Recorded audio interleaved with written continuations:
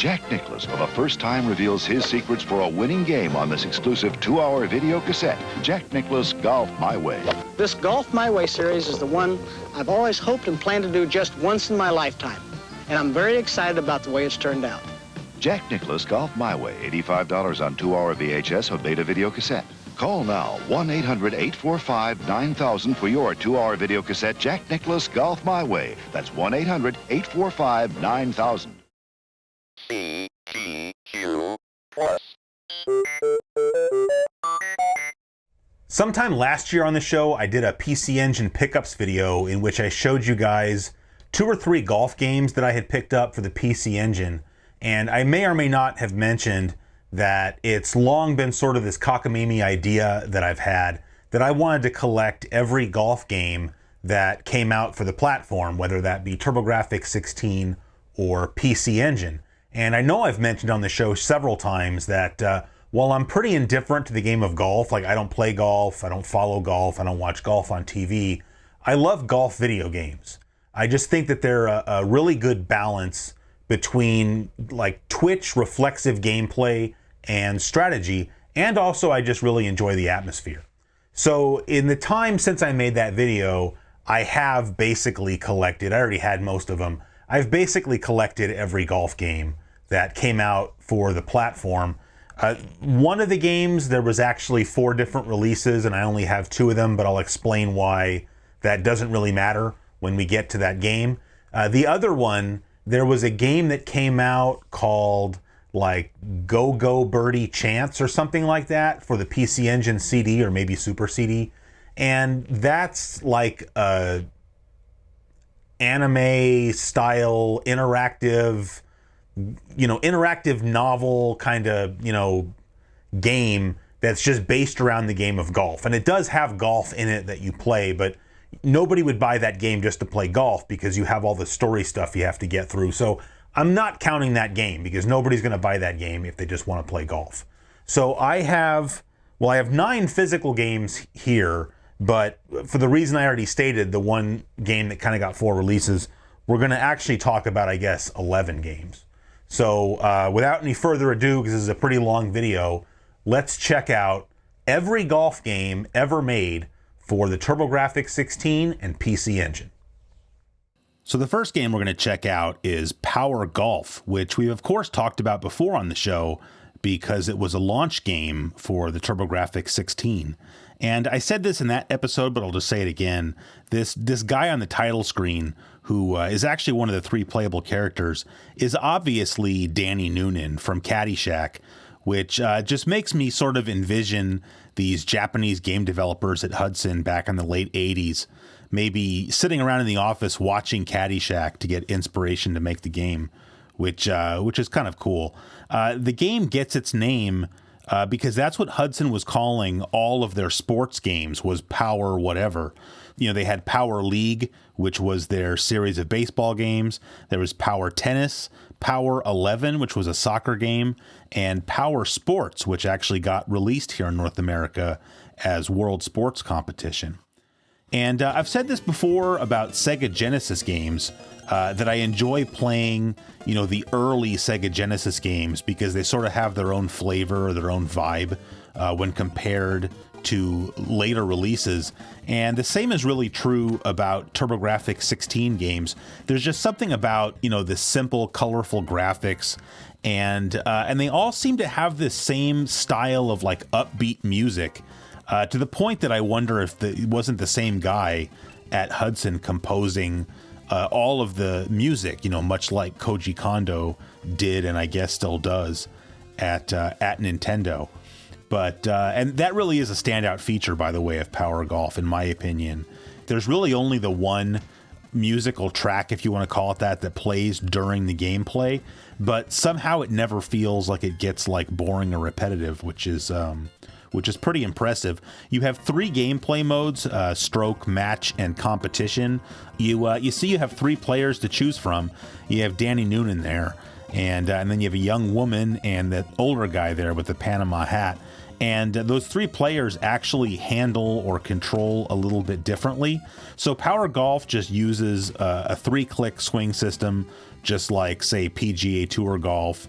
But that meter moves at different speeds for those different characters, and it's like inversely proportional to the power that that character has. So like that older guy, he can hit the ball the farthest, but because of that, his meter moves faster, so that it's harder for you to shoot the ball accurately. If you don't, for anybody that doesn't know, on that 3rd click, if you don't hit that line just right, you're gonna hook or slice the ball. So with the old guy, you've got the potential to hit the ball farther, but you've also got the potential to more easily hook or slice the ball. Speaking of the swing meter, it's really probably my main complaint about this game is that the swing meter is just too fast. Even if you play as the young girl, she has the least power, and so her swing meter moves the slowest. But at least for me, it's still just too fast.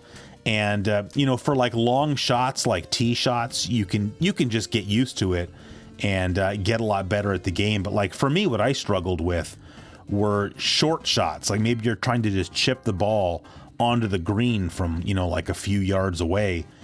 You've also got just this little arrow for aiming your shot that's like right in front of the ball, and I wish they had just moved that a little bit farther away, so that you got a better idea of where the ball's going. But that's really not that big of a deal compared to the shot meter problem.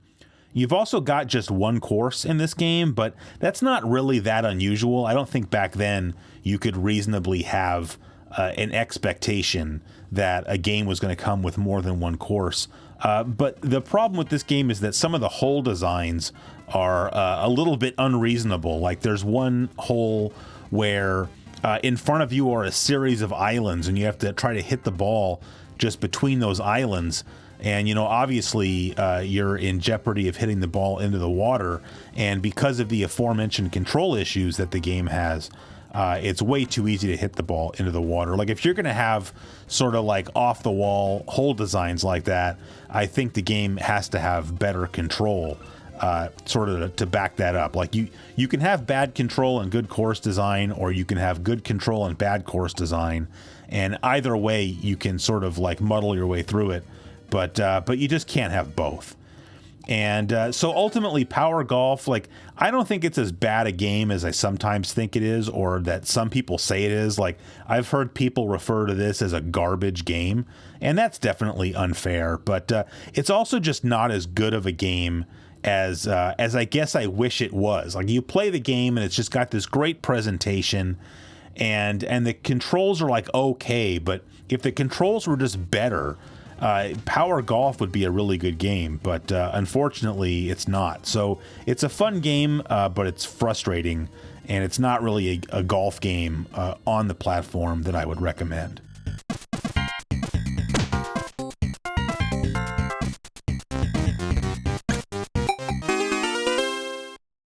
The next game we'll take a look at here is Naxat Open. I always want to say Nazat, but I guess it's Naxat.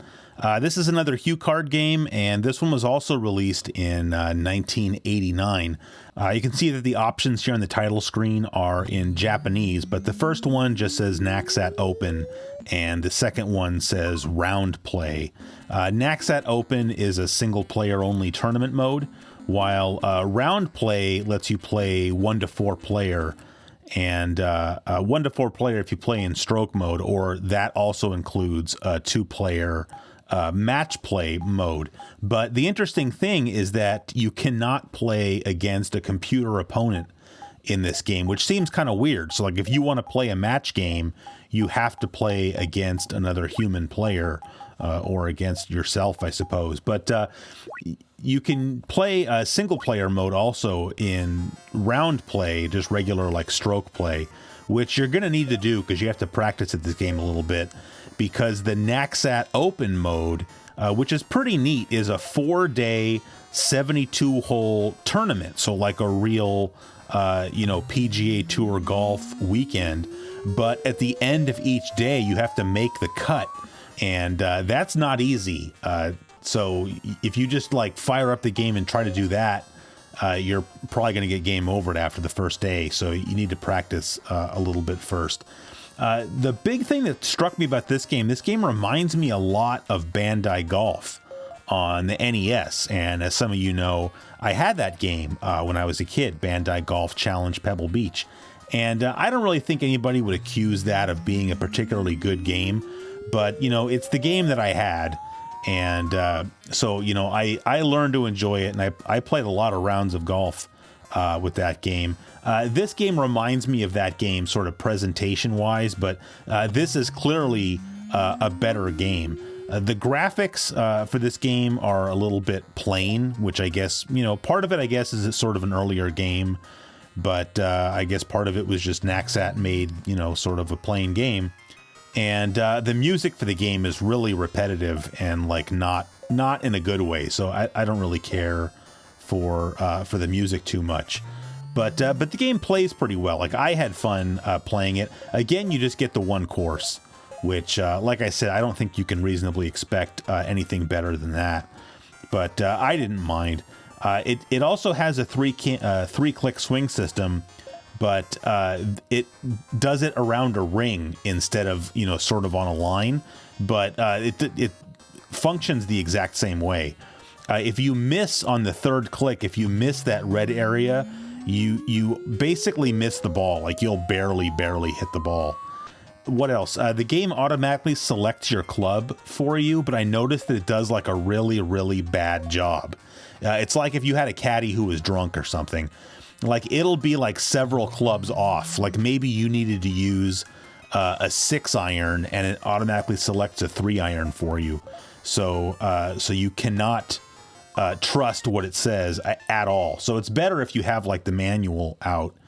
Speaking of the manual for this game is actually kind of cool. This is the only game I've seen like this where the manual is not like a normal booklet. Instead, you can fold it out into this big, well, it's not really a poster, but into a big sheet so that you can see a map of the entire course, which is not really helpful, but I just thought it was pretty cool. And then, of course, it still has all of the normal instructions in there that you would need. One thing I was going to say about pretty much any of these Japanese games on this episode going forward is talking about how friendly they are to play for someone like myself who does not read or speak Japanese. In this game, the only Japanese is the two options in the title screen. Like after that, everything's in English. So this is a very friendly game as far as that goes. I paid only $6 for this game, so it was quite cheap. But of course, you can just emulate it. I thought it was a fun game. It's a very simplistic game, but unlike Power Golf, which was sort of frustrating and maybe a little bit disappointing, I thought that Naxat Open offered a reasonable amount of fun.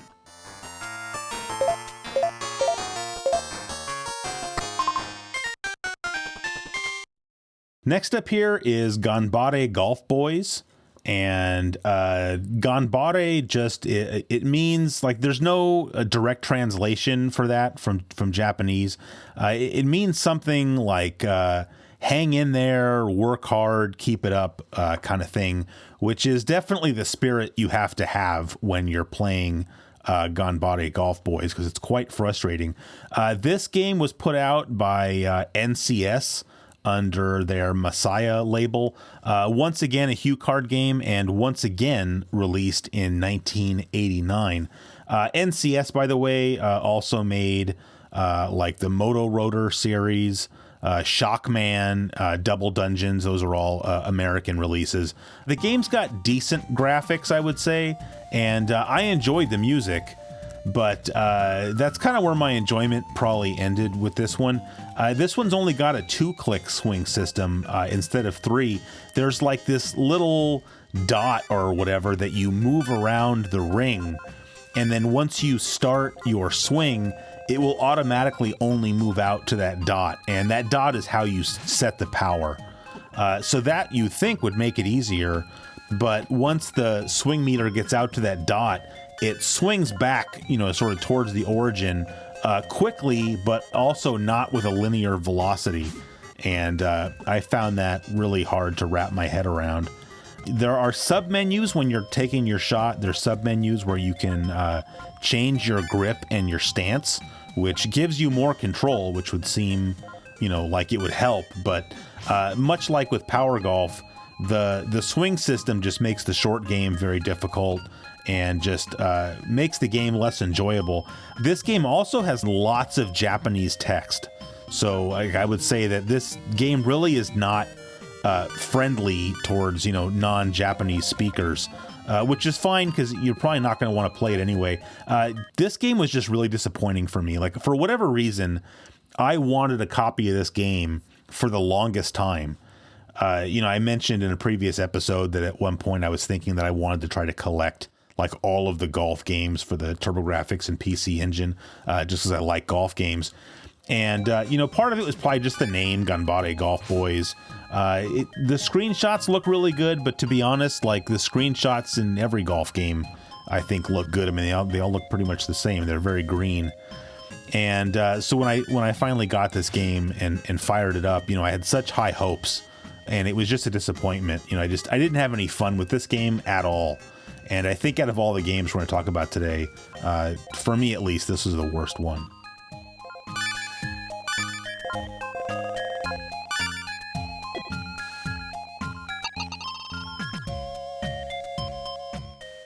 Next up is Winning Shot, and this one was actually made by Data East, which is kind of cool. Once again, a HuCard game, and once again, 1989. Like 1989 somehow was just the year of golf games, I guess, for the PC Engine. You've got, just your basic game modes again: stroke, match, and tournament. You can play up to 4 players, but this time you can have those players be human or computer, so you can play against a computer-controlled player.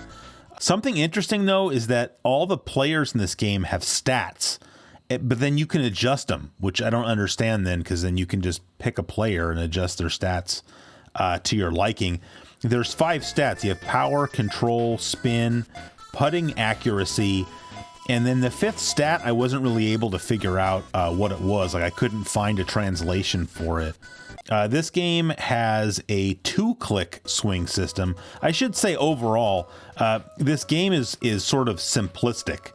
And I don't really necessarily mean that in a bad way. It's just, none of these games probably would be accused of being, golf sims. But this one seems like the least of a golf sim. It seems more, I guess, arcadey maybe, which maybe makes sense since it's a Data East game.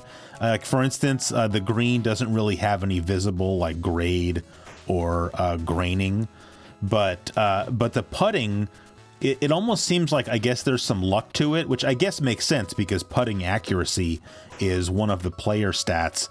Like the green just looks like a green, and like I said, you can't see any kind of grade or anything. But so you'll just putt straight at the hole, but then the ball can end up breaking to the right or left, but you had no way of knowing that was going to happen.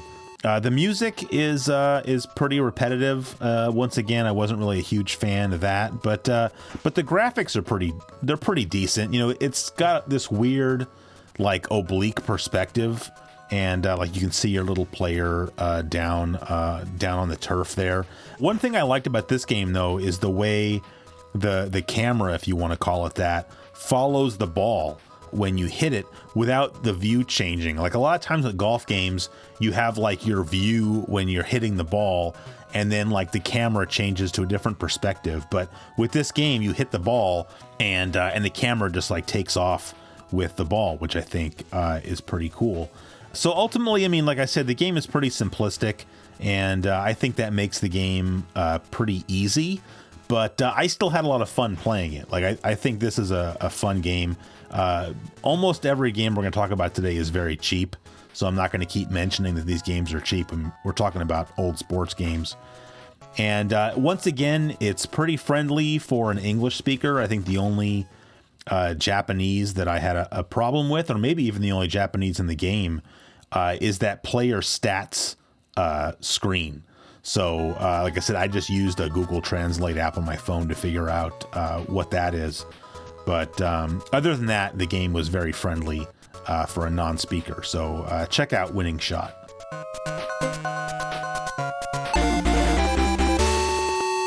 This one is our first CD-ROM game, and this is a normal CD-ROM game, not a Super CD. This is Super Albatross by Telenet, actually. Telenet made like the Valise series. A lot of Telenet games got released here in the U.S. on the Genesis under the Renovation label. Once again, released in 1989. The game gets its name in that in Albatross is, so you can have on a hole, you can shoot par, or like 1 under par is a birdie, 2 under par is an eagle, and 3 under par is an albatross. This game, I'll just say it off the top. This game is real Japanese heavy, and so I had kind of a hard time figuring out, I guess, some of the aspects, if you want to say, of this game. It seems to have a lot of story to it. Like if you go to play just like a match game, it goes into all these cutscenes, and I don't really know, what's going on. But you don't really need to know any of that stuff just to play the game of golf itself. But at the same time, it makes you feel like there's stuff going on that you're missing out on. You do get to create your own character, which is kind of fun. You name them and pick their gender and their age, and then their little picture on the screen will change based on the age that you set, which I thought was kind of cool. This game has a very weird control system. It doesn't use like a multi-click system. Instead, what you do is you hold down the button. You hold down the 1 button when you're ready to shoot, and as you hold it down, your little character will start their backswing, and so you have to kind of watch the player animation, and then when the club head has gotten up high enough for your liking, you just let go of the 1 button, and you'll bring your swing back down and take your shot, which is just a very imprecise way of playing golf, obviously. But that doesn't make the game like bad necessarily. It makes it a lot different. And normally I think with golf games, we think about the precision involved, and this game kind of like just takes that out. So it just makes it different. The game is still very playable. It's just got sort of some wackadoo controls. I sort of said that, Power Golf is a game that I don't like as much as I wish I did. And with Super Albatross, I guess I would say I liked this game more than I think that I should, if that even makes sense. But I wouldn't really recommend that anybody go spend money on it. I happened to find the game charming, and so I enjoyed it. But I think I would kind of place it in the same tier as Power Golf. Like, maybe it'll click with you and you'll think it's fun, but I wouldn't really go out on a limb and say that I actually think that it's a good game.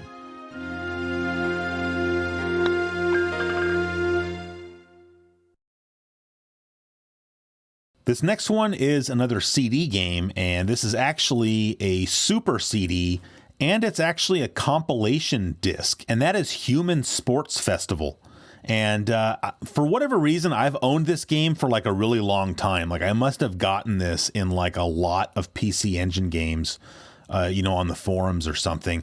And I always thought, like, what a bizarre name for a game, Human Sports Festival. But what I didn't realize then is that the reason it's called that is that the developer is Human Entertainment, and which I guess you could argue is a weird name for developer, but not as weird as it would be for a game called Human Sports Festival if it wasn't for that connection. Probably the only game I can think of that Human it would be famous for is the Bastille series, but they made a lot of sports games. And so I guess that's what made them come out with this compilation disc, which, by the way, was released in 1992. So we're finally out of 1989. So this has 3 games on it. It has a tennis game called Final Match Tennis Ladies. And if that sounds familiar, Final Match Tennis was a standalone release for the PC Engine HuCard, and is considered by most people to be the best tennis game on the platform. I like it a lot. It's very playable. And so you get a version of that game on this disc where just all the players are ladies, which I don't know why that's like a thing, but it's still, the game is just as fun. Like, what do you care if your character is a guy or a lady?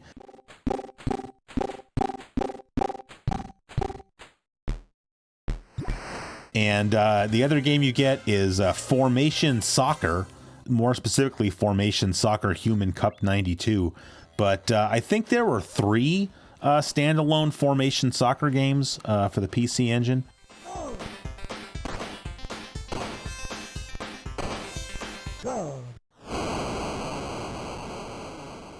And then the game that obviously we're going to talk about, which is Fine Shot Golf.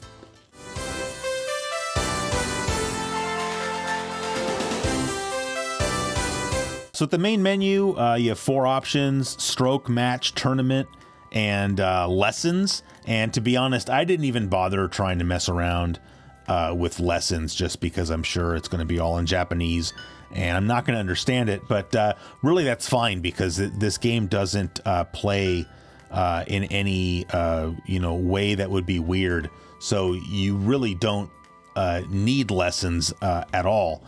The swing system, I would say, is a little bit different. Not too much, but it actually gives you a little bit more control.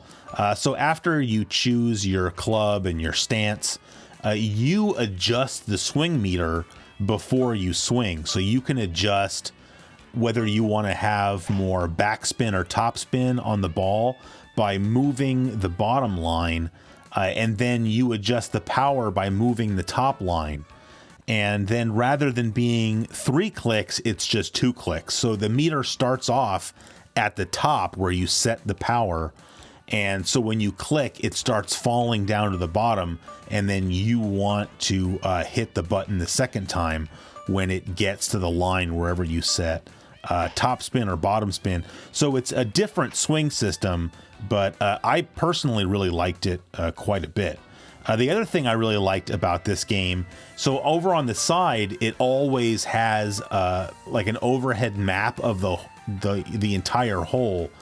And when you go to aim your shot, so before you do all of the selecting this and that and the other thing, when you aim your shot, it actually draws a line on the map. Well, it uses dots, but whatever. So you can really see where your ball's going to go. So you remember I was complaining about the little arrow in Power Golf. Well, Fine Shot Golf gives you this whole line on that overhead map, and that I really appreciated. The music in this game, to me, just sounds like Muzak, but kind of in a good way. I would say it's very fitting for a golf game.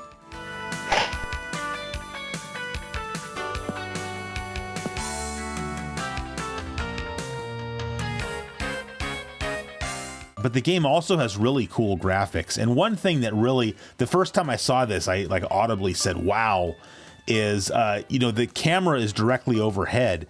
But if there happens to be a water hazard on the screen, if you sit there and watch it for a few seconds, you'll see the reflection of a cloud going by in the water. And I just thought that was like the coolest thing, because it's a little detail that the developers totally didn't need to put in there.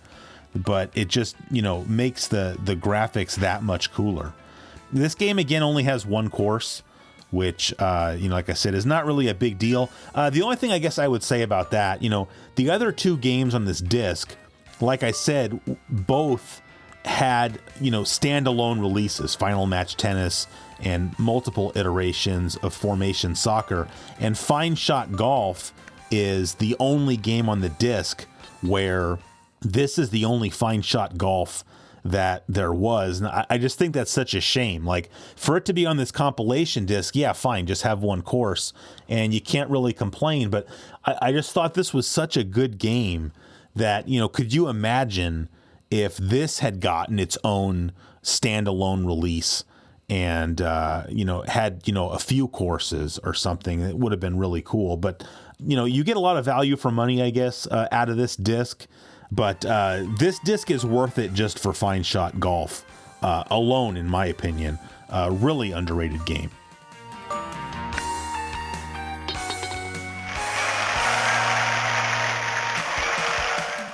All right, this one is Power Golf 2 Golfer.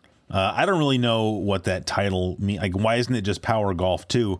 Although, as we'll talk about in a minute, I don't even know why it's called Power Golf 2. So this was, again, developed by Hudson.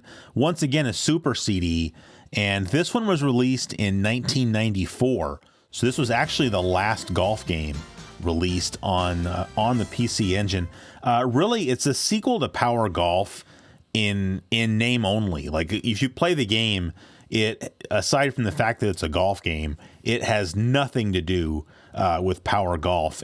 And if you look at the cover art down here in the corner, there's this little logo or icon. And what that actually means is that Power Golf 2 is compatible with the PC Engine mouse. So, I mean, first of all, show of hands to anybody that even knew that the PC Engine mouse was a thing.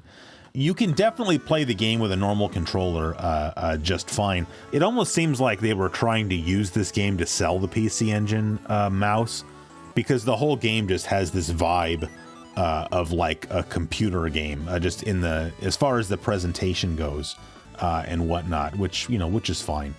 The game features 10 courses, which is the most of any golf game on the PC Engine, so that's kind of cool. And they're all real-world courses, but they're all courses in Japan, so, maybe not courses that, it's not like Pebble Beach or Augusta or anything like that. It's got a little bit of a different swing system, which it can be a little bit difficult, but it's not too bad. I guess technically it's a 4-click swing system. So you set your power, you hit the button or click the mouse button to start the meter filling up, and then click it a second time once it gets up to the top or wherever you want it, and that sets the power.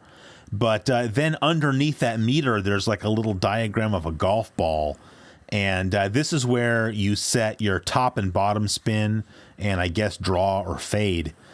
So a line will start moving up and down pretty rapidly, and you hit the button, maybe a little bit below center if you're trying to get a little bit of backspin, or above center if you want a little bit of topspin. Although, to be honest, I think if you can just try to get that line as centered as you can, that's what works the best. Because if you go too far up or down, you're going to end up not having a good shot. And then after you do that, then you get another line that starts moving left and right really fast.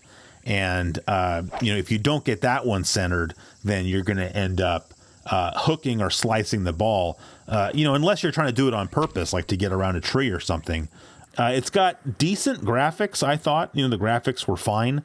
But it's got lots of like redrawing of the screen, which is something I saw people kind of complaining about in reviews. I don't think it's that big of a deal, but so like when you hit the ball, it starts going, and once it gets a certain distance, because the screen does not scroll, the ball's just moving, and when it gets far enough away, it's kind of awkward, but the ball like pauses wherever it is, and then the screen like refreshes, sort of zoomed in a little bit.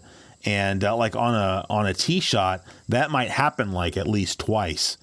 And so I guess it kind of interrupts the flow of the game a little bit. I don't know. It only takes a couple seconds, so like I don't think it's that big of a deal. The game has like very minimal music. Like there's music during like the menu system and whatnot, but when you're actually playing the game, there's no music. But instead, what it has is like pre-recorded background noise. Like there's like birds chirping, and then occasionally like a plane flies overhead. And I actually thought that was kind of cool. Like I didn't really miss not having the music, because it's not like the game was totally silent. Maybe that makes it like a little bit immersive. Another thing that the game has that's pretty cool, that unfortunately, if you don't read Japanese, I guess, is a little bit harder to get as much enjoyment out of. Although, again, you can try using the Google Translate app, on a phone or tablet. One of the modes available to you just says tournament mode, but that's really not a good representation of what that mode is. It's actually like a career mode.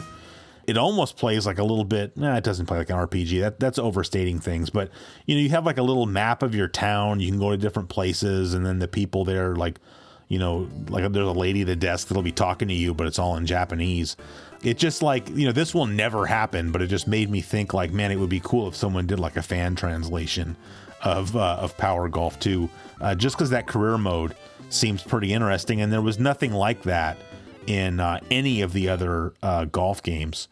I guess all I could say, so, I'm really just judging this game purely on the non-career mode sections, like the normal mode. So first of all, all the normal mode, like just normal, stroke play or whatever, is very, very English friendly. So as long as you stay out of the career mode, the game is very English friendly. And I just think, again, whether you play it with a controller or play it with the mouse, it's a very, very, very good golf game. And it's the most feature-packed golf game. Power Golf 2 Golfer, whatever that's supposed to mean, really, really good game. One of the best golf games on the PC Engine.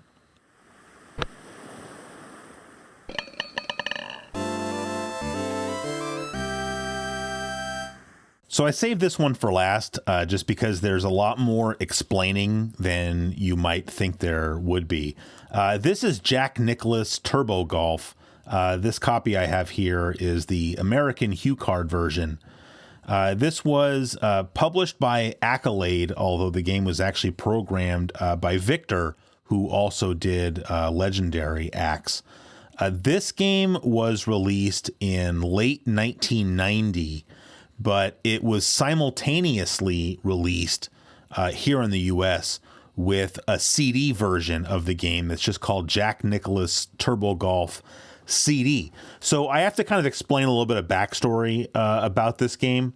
There was a game that came out for home computers in the late 80s called Jack Nicklaus's 18 Greatest Holes of Major Championship Golf. It was like supposedly Jack Nicklaus's favorite 18 holes from around the world. And along with leaderboard golf, because I think this was before like the Lynx series started, this was a very popular golf game on home computers. And so they ended up releasing some add-on discs for it that would add more courses to the game. And there were a total of like 9 courses available for the PC game. And when I say PC, I mean it was on like DOS PC, Amiga, I think Commodore, a bunch of others. Like it was released on a lot of home computers.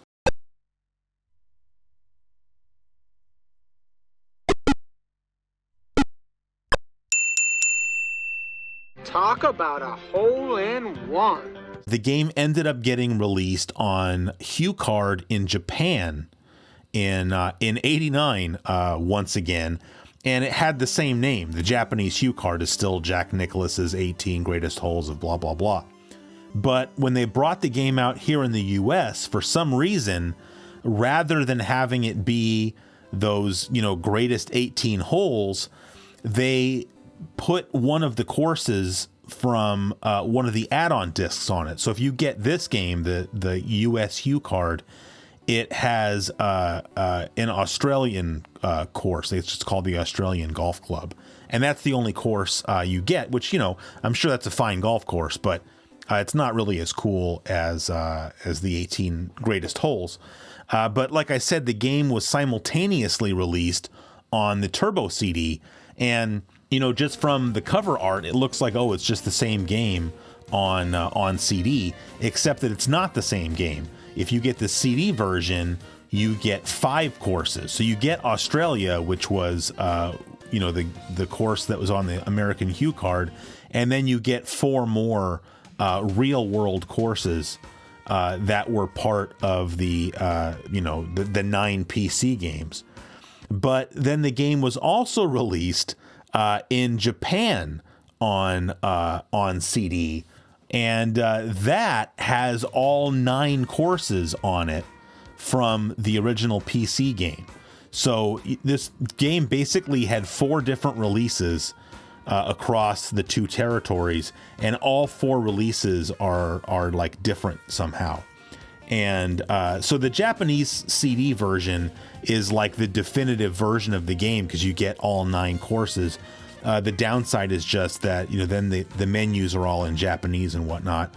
And so that was a lot of explaining to do about these games that might seem like, over explaining for games that, get such consistently horrible reviews.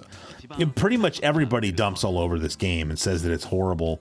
But what's funny is that if you go read reviews of the PC version, it got good reviews. The two main things people complain about this game, there's no debating the game has really ugly graphics. I mean, the game just looks like crap, but it's actually pretty faithful to the PC original. Like, you can just see like some of the colors they chose. Like, why would you choose that color?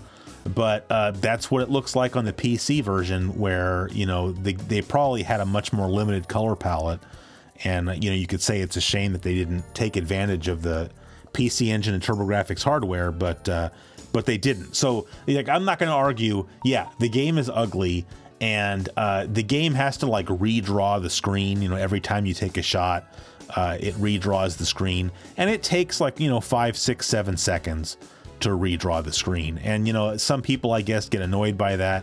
Obviously it's not optimal, but I just don't think it's that big of a deal. Like, you're playing a golf game. Like, to me, golf is already like you're just sitting in your chair chilling out. So if it takes a few seconds to load the screen, I don't know. I just don't really care. I don't see what the big deal is. So this was the other game that has a third-person perspective, just like Power Golf 2 does. This uses the standard 3-click swing system. I don't know, what else do I need to say about the game? The putting, I guess the putting is kind of not really optimal, but this game reminds me the most of like a turbo version of PGA Tour Golf on the Genesis. I think personally this is a very solid golf game. Like, you just got to get over the fact that the graphics are not great and it has the draw in. And other than that, I have a lot of fun playing this game. It does have kind of a weird aiming system. Like, on the very top of the screen above sort of your view, there's like a little ball icon that you can move back and forth to aim your shot. And it just takes a little bit of getting used to. It's not that big of a deal, but it would have been better just to have an arrow on the screen, I guess. Although it's just difficult because it's a third-person perspective. It's not like a newer game like Hot Shots where they could have that nice arc going into the screen. Obviously, the hardware here wouldn't support something like that. But the HuCard versions of Jack Nicklaus don't really have any music, but there's not really like ambient noise either. It's just you're kind of playing in silence, and that kind of sucks. But the CD versions, whether you get the US version or the Japanese version, they have music. But it's pleasant music to like play golf to, I guess. And I think it has 3 tracks that you can choose from. Like, you can hit pause and change the musical track, and I think it's 3 tracks. But what's funny is so the music for this game was not like composed specifically for this game. Rather, it's just what is sort of called in the industry, it's called like production music.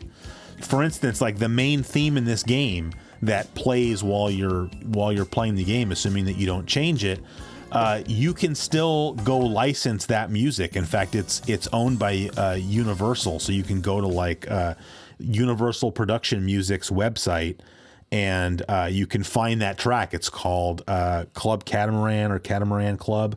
I saw somebody online also mention that it's the music that played back in the day on the Weather Channel when it was telling you your local forecast. Because if any of you guys ever remember that, this is like back in the 90s, it would just have that text on the screen that would say local forecast.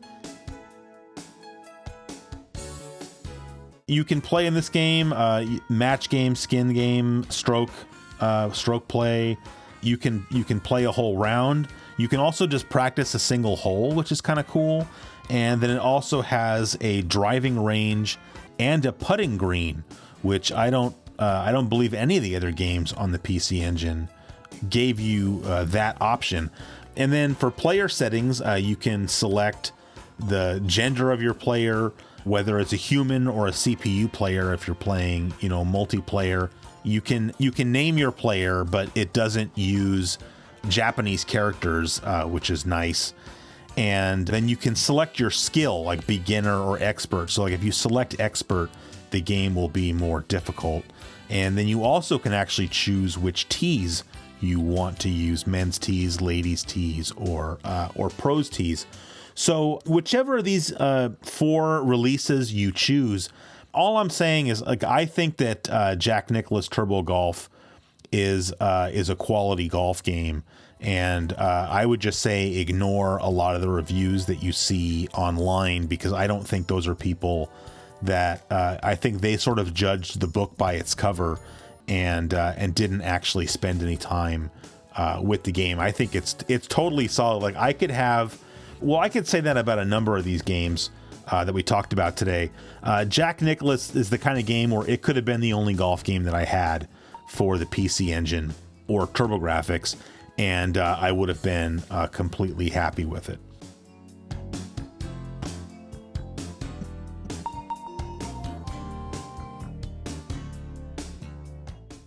All right, so there you go. There's a review or overview or showcase of every golf game that came out for the TurboGrafx-16 and PC Engine. I just wanted to kind of have some final thoughts before we wrap up the video. I kind of have the games broken down into 3 categories. Games that I would avoid, games that I think are worth checking out if you're into golf, or games that I think have something to offer, and then the games that I think are just really, really good.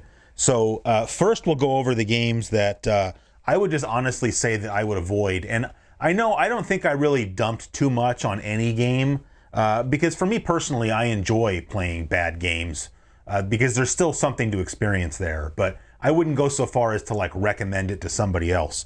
So the first one that goes into the avoid category is Power Golf for the TurboGrafx-16 and PC Engine. I said in the segment for the game, you know, people say this is like a trash game, and that I don't agree with. In fact, you know, I have a friend who had a TurboGrafx-16, you know, back in '89, and he had Power Golf, and he has fond memories of it, and I can imagine that being the case. And if this was the only golf game I had, I'm sure I would grow to love it. But with the selection of golf games we have here, I just really can't recommend this game to anybody because there are better things out there. Next, Ganbare Golf Boys. I mean, I think I said what I needed to say about this game in that segment. Very disappointed in this game. I really had high hopes for it, and it's just the kind of game I had no fun playing this game for the review. So do not play Ganbare Golf Boys. And this one, I said that, you know, if this was the only game I had, I'd probably grow to love it, and I thought it was interesting. Super Albatross, if you're really into golf games, you could check out Super Albatross. But I think you have to fall into that category, otherwise you might as well skip it. So those are the definitely skip games. Then we get into the games where I think that these are all, every other game I have here I would consider to be a good game. It just sort of depends on your personal use case. If you do not have the ability to play TurboGrafx or PC Engine CDs, I think these next 2 games are my 2 favorite HuCard games. The first is Naxat Open. Like I said in the segment for that, this game reminds me of Bandai Golf Challenge Pebble Beach for the NES. But when I say that, you know, like I said in the segment, you know, I would never accuse that of being a good game, but it's the game I had growing up, and so I have a soft spot for it. And I feel like if Bandai Golf had been a good game, it would have been like Naxat Open. Really, the only thing I can say about this game to complain is the music. It's got that really repetitive music that plays throughout the whole game, and you can't turn it off. And that can be kind of annoying. It doesn't really bother me personally. I think it's a very solid game, Naxat Open. And the other one, this, well, here, so Winning Shot. You know, I don't remember exactly what I said in the segment, but I think the take-home message for Winning Shot, if you're somebody that's not really hardcore into golf games, but you think, well, I'd like to have a golf game to play, you know, when I'm in the mood, or especially if you were maybe going to look for a golf game to play with other people where none of you is really into golf games, this is a very like arcade style, approachable, easy game, but it's easy in a way that's still a lot of fun, I think. So Winning Shot is definitely worth checking out. Now, as we get into like the CD games, and I realize I'm leaving out one HuCard game, and we'll get to that at the end, but these other two CD games, the first one is Human Sports Festival. And, you know, I realize this is a 3 games in one kind of deal, and Fine Shot Golf kind of feels like a little bit of a stripped down golf game just because, you know, it was released as part of a compilation. But like I said in the segment for that, it's a really good golf game, and this CD is worth picking up just for Fine Shot Golf, except, you know, then you get the tennis game, which is also really good. Final Match Tennis Ladies? Now I forgot the name off the top of my head. The soccer game, I could take it or leave it, but both of the other 2 games in this disc are really good. But Fine Shot Golf, like I said, what a crime. I would love to have seen a more fleshed out version of that game released on its own, even if it was just on a HuCard. And the other game, I feel like I didn't get to say as much about Power Golf 2 Golfer as I wanted to. I didn't go into a lot of detail about the story mode, which, like I said in the segment, you know, I would love if someone did like a fan translation or if this had been released over here, because the story mode just looks really interesting. And after I recorded that segment, I actually played it more and learned a little bit more about it and was able to kind of figure things out. And yeah, it just seems really, really cool. It seems a lot harder golfing in the story mode versus just playing a quote-unquote normal game. My only real complaint about Power Golf 2 is the game just seems so slow. Like, if you want to play 18 holes in this game, you need to set some time aside. And part of it is like the way the screen has to keep redrawing after you take your shot or whatever. But it's a really, really solid game. And it's not easy. Like I said, it has that 4-click swing system. And I don't remember if I mentioned this in the segment or not, but the more you fill up your power meter, the faster those 2 lines, like your little aiming, I don't know, would you call that a reticle? I don't know what you would call that, but the faster they move up and down or left and right. So, which to me kind of opens up the game for like cheating, because then like if you have like 160 yards to the green, you could say, well, instead of using a 7-iron and maxing it out, which is going to make those 2 lines go crazy, I could use like a 3-iron and only give it like half power or something. I haven't actually tried that. I don't know if that would work, but anyway, it's a really, really good game, and this is a game that you can get, you know, very cheap. But although, you know, one thing I meant to say it in the intro, and I should have said it again at the beginning of this segment, just to remind people, if you have a Mister, you can play both HuCard games and CD games on your Mister. You don't need to have the CDs. I don't know what the current state of emulation is, like if you have like RetroArch or something, or OpenEmu on a Mac, but I'm sure it's the same. You don't need to buy the physical games anymore. I just think because I'm old and I've been collecting games forever, my mind immediately goes to like thinking about physical copies, and I feel like that's almost a moot point now. So the last game, that's why I said I was saving a HuCard game for the end, is because, I mean, you have to talk about these games together, the Jack Nicklaus golf games. And, you know, I think I hit the point pretty hard in the segment.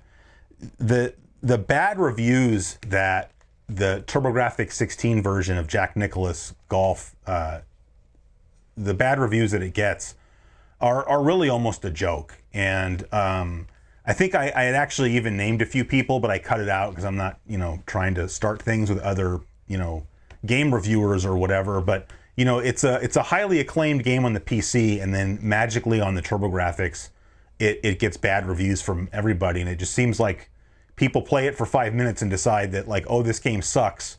And in some ways, it's easier to make entertaining content if you're gonna bag on a game, right? I mean, isn't that kind of what Angry Video Game Nerd kind of based his whole YouTube channel on? But if you're somebody that wants to play a serious game of golf on the TurboGrafx-16 or PC Engine, the Jack Nicklaus games are the best way to do it. That or Power Golf 2, but to me, these are the king. And so, you know, like I said in the intro, there's the 4 versions of the game, but I have no interest in getting the other versions, really. It would be kind of cool to have the Japanese HuCard, just so that you get the 18 greatest holes on a HuCard, but there's just no reason to have it, because if you have the Japanese CD version, you have all the content from the other 3 games and more. On top of that, the American CD is, I think, a pretty expensive game because it's kind of rare. So obviously nobody wants that. But so if you're going to emulate the game, if you insist on having the game all be in English, I would say that you should check out the American CD version. If you don't mind the fact that the game is in Japanese because it really doesn't affect the gameplay, this Japanese version of the game is the definitive version of the game and is, in my opinion, the best golf game on the system, and is, you know, the most similar, honestly, to the PGA Tour games on the Genesis. So I don't know why those games get a pass. Everyone says they're good. Everyone dumps on this game because you have to wait 3 seconds for the screen to draw, and because the color palette is, you know, kind of odd because they never changed it from the computer days. So that's it. That's all I've got. That's every golf game on the TurboGrafx and PC Engine. Hopefully some people watched the whole video and didn't fall asleep. I'm not going to always talk about sports games, but sometimes there's something to be said for talking about something that you're excited about rather than just talking about the things that you think people want to hear about. So there you go. That's going to do it for this episode of CGQ Plus. As always, thanks for watching, and I'll see you guys next time.